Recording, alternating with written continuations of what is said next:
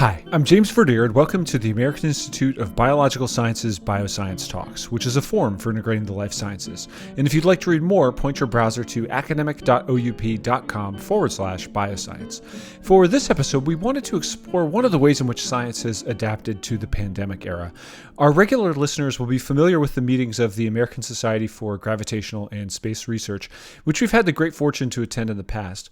Now, those meetings are hugely collaborative and interdisciplinary.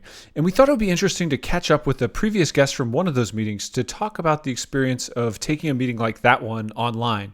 So today's guest is Dr. Kevin Sato, who's past president of ASGSR and chair of the organizing committee for the 2020 ASGSR Virtual Meeting. And with no further ado, let's just go straight to the interview. Dr. Sato, thank you very much for joining me today. Oh, and thank you for the invitation to talk with you. Okay, so I think our listeners will be pretty familiar with the general idea of scientific societies and their broader role in terms of, catalyzing action and bringing people together. But one thing we haven't talked so very much about is the role of the meeting itself. So I was hoping you could get us going by telling us a little bit about, what the annual meeting means to an organization like ASGSR. Oh, yeah. The annual meeting for the ASGSR is actually very important, and it's one of our core events that we have every year. The importance of it is that it brings together our entire science community, but it also includes space agency officials and industry, commercial partners, and engineering groups that help to provide us with our vehicles and our hardware to do the science. And so it brings everyone together to have this great time to talk to each other, to discuss, to catch up, to network, and be able to make new connections to areas of science or engineering that they may never have had in the past, which ultimately leads to great improvement and advancement in the type of science that we can do for spaceflight research as well as ground science. Originally, our society was the American Society for Gravitational and Space Biology, and really focused on all of the biological research that was going on to understand how life responds and adapts to the spaceflight environment for fundamental scientific needs, but also for applications. Also, because of the society and its needs for research on the space shuttle and eventually the International Space Station, it helped to build, I would say, a commercial industry that was related to engineering habitats and engineering facilities and capabilities to do this work. And a number of companies actually emerged through, not necessarily through ASGSB itself, but through the needs of our community. And it was through the annual meetings that our investigators, our science leadership in the agencies could connect with commercial groups and connect with each other. As time went on, the society decided to also include the physical sciences and fundamental physics as part of our society, because really what our society is studying is the role of gravity in processes. And many of those processes affect fundamental physics as well as physical sciences, such as combustion and materials and fluid flow physics. And so over time, that group has integrated within ours, and it's also, again, because of that ability for the scientists to meet each other in one place and to talk and see the work that each other is doing. Collaborations have been set up that are looking into biophysics, that are looking at how fluids affect liquid flow for watering plants and other things. And so it's a very important part of our society to be able to bring everyone together to talk and to hear what is going on between scientists, what's going on for the agencies and the future of the agencies, and really to understand how we do things. But the other important part is that we also bring in students from middle school students and high school students, graduates and graduate students and undergrads to this meeting. They're invited They have full access to everything, and it's really great because they get to learn a lot about what's going on in science to help bring their education forward.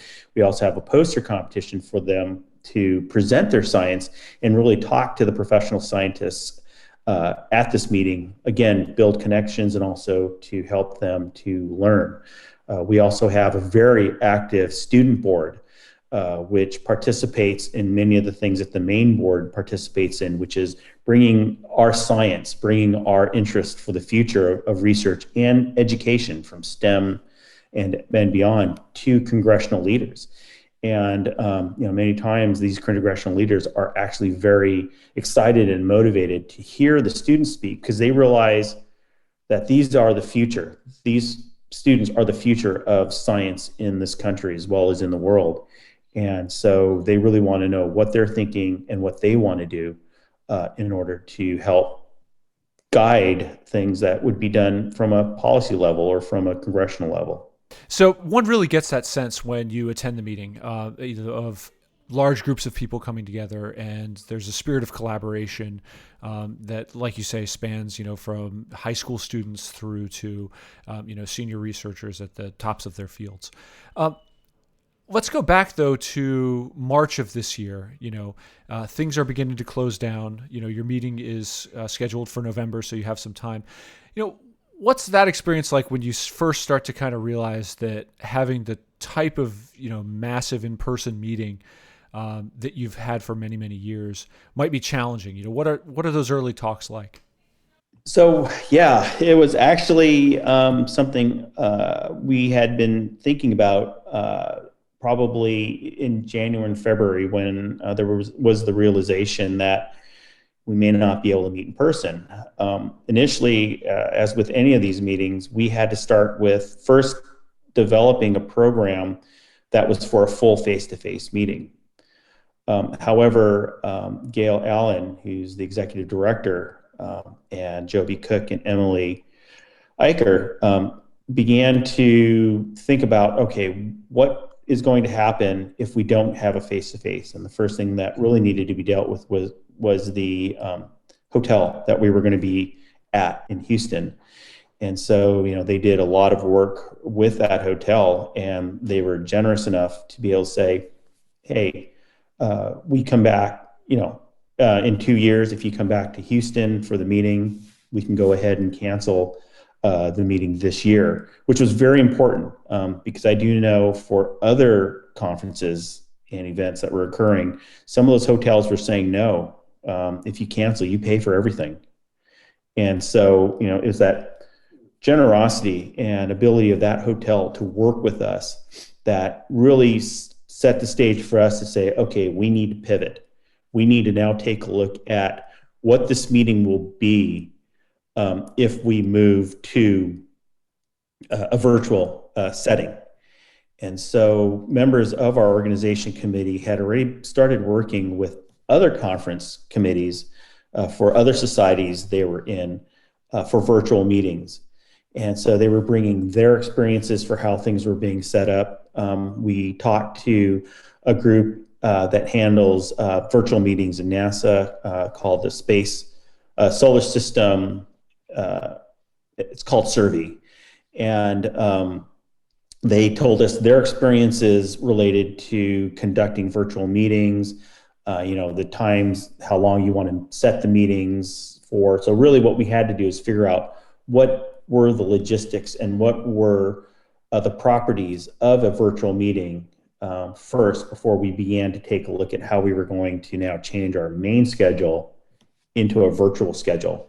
And so based on that information, we identified what were the key elements of the meeting that we wanted to have that would still provide a highly engaging scientific discourse and information for our community, yet would fit within a very short period of time, because you can't necessarily have these full long day meetings, with people sitting on the computer all day. You had to, be within, say 5 to 6 hours, yet you still wanted to be able to provide the fullest and content that you can for the science. And so we worked through that. We developed multiple schedules, multiple concepts, and ideas for what that meeting would look like, and then finally settled on the 2-day meeting that started at a time in the morning that was amenable to people on the West Coast, but wasn't too late for ending for people on the East Coast, and then determine what were the key elements, keynote speakers,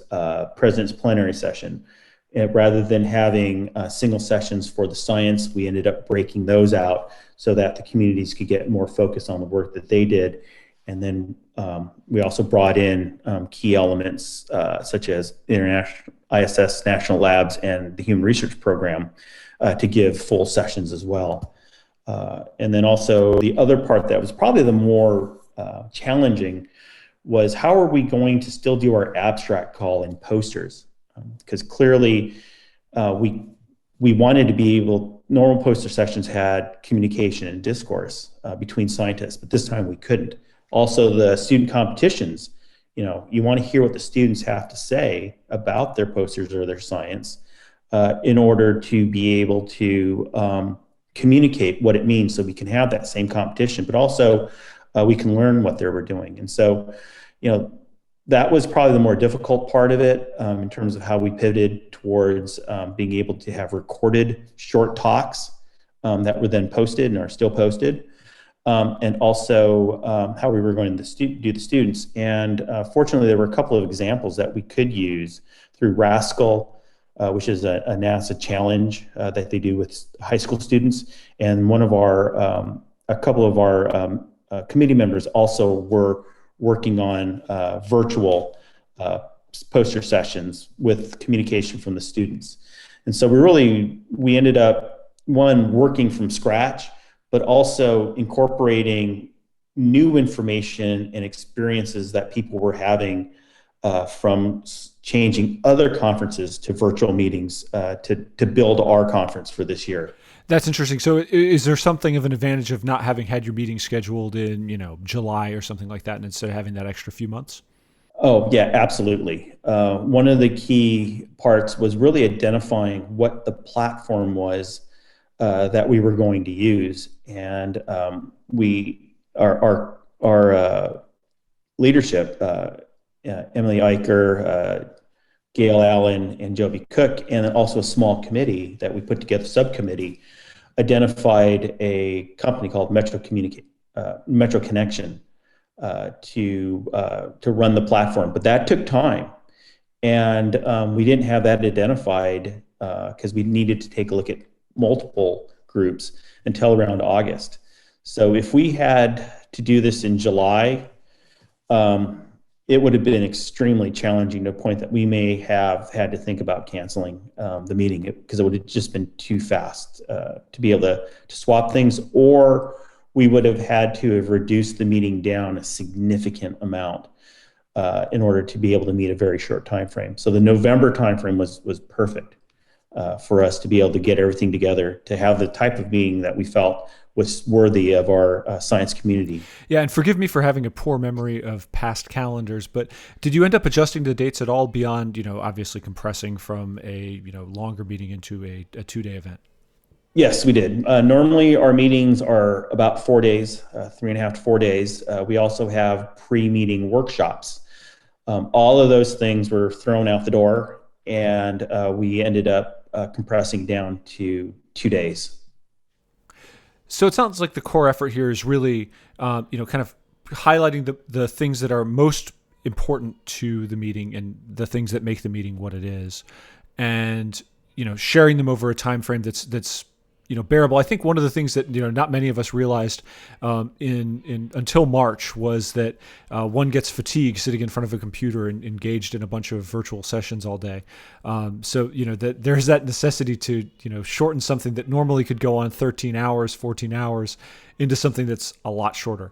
Yeah, no, absolutely. And the other thing too that we were well aware of is that our community, as well as our professional engineering communities, the space agency leadership, they were all having to do conferences and large sort of workshops all virtually, and so we had to be aware of the fact that of viewer fatigue, for every single conference or virtual activity that was going on, including meetings. And so it was important, that the group we had was representative of our diverse science community, so that we could still bring them something where it's not just yet again another virtual conference, but hey, something that's going to be extremely interesting and important with high content, because you do have to consider that fatigue that everyone's going through right now to just be on your computer to communicate. And were you able to bake in any of the interactivity to the meeting in the virtual sense? That I think characterizes it in a lot of ways. In the in-person form. Yeah, I think that's the part that we're going to actually think about for the next meeting for next year, if it's also virtual, is how can we actually get more ability to have that interactive communication. I mean, our talks had question sessions so people could submit questions, for the speakers, but we were still missing the ability of someone to walk up to the speakers afterwards and say, "Hey, what can we do here?"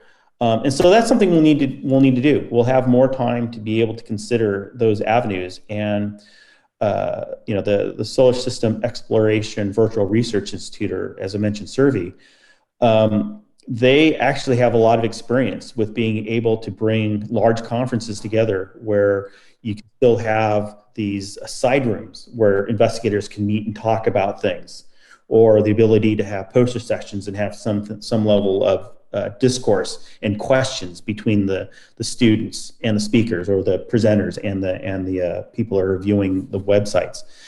I think there's going to be opportunities to incorporate more interactive processes, and that's something we can look at for next year. This year, we just really did not have the time to be able to do that, and so we wanted to keep things as simple as possible, so that people did not have problems getting onto the website, didn't have problems getting into the talks, and could at least hear someone speaking, like with the posters, with mini presentations. Still, so we lost a lot of the standard communication that we would have from face to face, but we will have conversations next year, whether we can start to bring some of those things back. And I guess the next question then would be, how did it go? Our listeners will be hearing this probably just about a month after the event actually took place. But how was the experience, and how did people enjoy it? Yeah. So, we have sent out a survey recently that just went out to poll the viewers for their input and comments. From a general perspective, what we've heard from a number of people or a couple of different groups is that they felt the meeting was excellent, that they got a lot out of it, and they really enjoyed its setup and being able to see what they could at the time. So I think it went well. I felt that Metro Connection and how they set up the program and connecting in was seamless. I mean, it was really easy to go back and forth between all the talks at will. And so I think the ease was good. But overall, my understanding is everyone enjoyed the meeting, felt they got a lot out of it. But we'll learn more once we get the surveys back. That will help us for the next one, but possibly also, I think the interesting part too is what I didn't mention is because now we have the ability to potentially do things virtually. The question is, can we incorporate some of these virtual capabilities into a face-to-face meeting? So if some people can't make the meeting, or some students can't make the meeting, they can still present their material or their posters. So I think there was a lot of learning that we gained from this virtual that we probably wouldn't have if we didn't have to go through it. Yeah, that's interesting, and that's a theme that I've heard developing over quite a few conversations of all sorts of workplace scenarios. Is the idea of taking some of the lessons that we're learning right now in a real hurry, and potentially being able to incorporate them, as and when things kind of get back to quote unquote normal. Yeah. And the exciting thing too, and Gail Allen was involved in some other meetings, and I think we also saw this with the ISS National Lab R&D conference. Because this was virtual, it didn't require people to have to travel that normally maybe wouldn't have come to this meeting if they didn't have the travel funds or just really didn't have the time. And so, you start to see a lot of people joining the meeting who may not have been there. And from our perspective as a society, that's important because it could potentially be bringing in people who didn't know much about the society, didn't know much about space research, and could be, and also a lot of students can't necessarily travel, so it can be bringing in more next generation students. And so, we felt that, overall, even though we weren't able to meet face to face, we felt that this virtual meeting really provided a really nice opportunity to expand our community, expand our reach and communication to people who may not normally attend simply because they just can't travel, or they travel to other meetings, and this is one that just doesn't fall into the time frame that they can go. That's very exciting. And I guess, to close it out, what's on the books for next year? I'm guessing the only thing that's certain is that there is some degree of uncertainty. Yes, yeah. So what's on the book next year is that our ASGSR meeting currently is planned for Baltimore as a face-to-face meeting. Again, Gail Allen and our core executive board, they are keeping an eye on the situation for COVID-19. Even with the vaccine that looks like it's pending, people are still considering, and we're still considering, because we do have a lot of people that are in the medical field, or they know the biology, are still thinking about, is it worth it for us to still have the meeting in that time frame, given everything is still going to be new, or is it a situation where we'll have a face-to-face meeting, but also combine it with virtual, so that people who still don't feel comfortable traveling but still want to gain the benefits of the ASGSR meetings can still attend. So everything's still on the table, everything's still in work, and we're monitoring the situation as it develops for COVID-19. We're keeping our fingers crossed for face-to-face, but we understand, the priority is to keep everyone safe, to keep our membership safe, students safe, and that's our number one priority. And that will be probably one of the highest priorities that we consider, that the organizing committee for next year's meeting will consider in making a decision on how they want to proceed. Well, whether it's in person or virtual, we will certainly look forward to it. Dr. Sato, thank you very much for joining me today. Oh, thank you very much.